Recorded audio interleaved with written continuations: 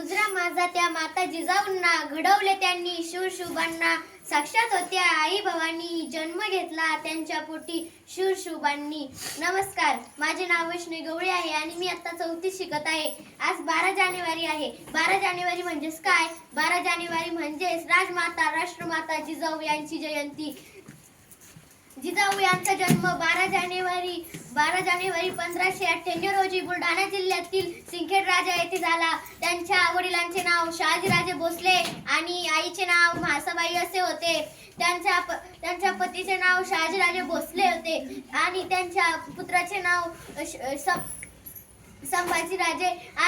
संभाजीराजे आणि शिवाजी महाराज असे होते।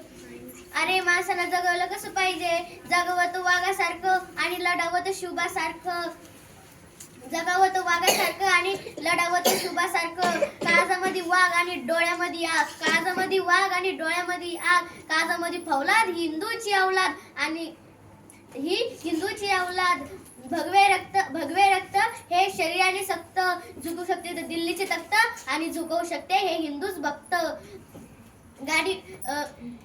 खेडेकर साहेब सुद्धा म्हणतात, जरी त्यांनी बाळ शिवबा यांची कथा यांचा इतिहास ऐकला त्यांना वाटतं बाळ शिवबा व्हावं। जर त्यांनी संभाजीराजे यांचा इतिहास ऐकला त्यांना वाटतं बाळ शंभू व्हावं। आपल्या आईने जरी बाळ शिवबा यांची कथा वाचली त्यांना वाटतं बाळ शिवबा व्हायचं असतं।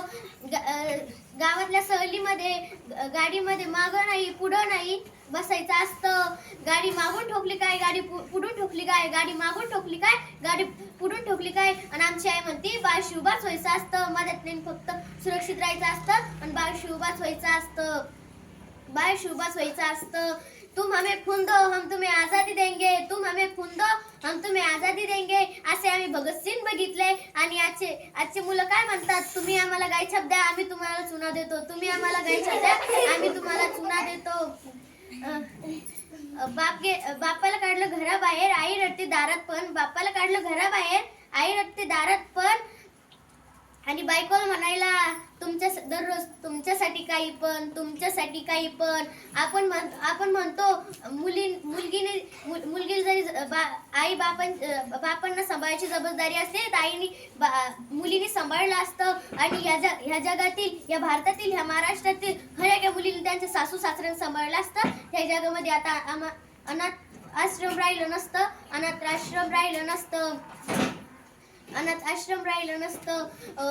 कुणाला आरचीचं रागीर झालं तर कोणाला पैशाचं रागीर झालं, कोणाला प्रियाचं रागीर झालं तर कोणाला पैशाचं रागीर झालं। आणि अभिमानानं सांगावं असं वाटतं की आम्हाला जिजाऊ यांचं रागीर झालं, आम्हाला जिजाऊ यांचं रागीर झालं। जय जिजाऊ जय शिवराय।